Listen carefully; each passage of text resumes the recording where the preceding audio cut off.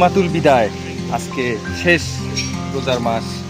আল্লাহ রাব্বুল আলামিন 30টা দিন আমাদেরকে শেষ করলো এই পারফেক্টলি রোজার মাসটা। কালকে আমাদের ঈদুল ফিতর 2026 21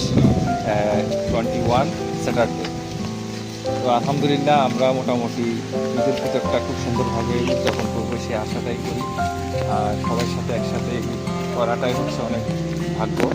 আল্লাহ যাতে সবাইকে খায়ের দান করে এবং সবাই যেন প্রতি বছরেই আমরা যাতে এভাবে ঈদের নামাজ উদযাপন করতে পারি, আল্লাহর কাছে সেই মাস করার কামনা করি। আল্লাহ আমাদেরকে সবাইকে খায়ের দান করুন।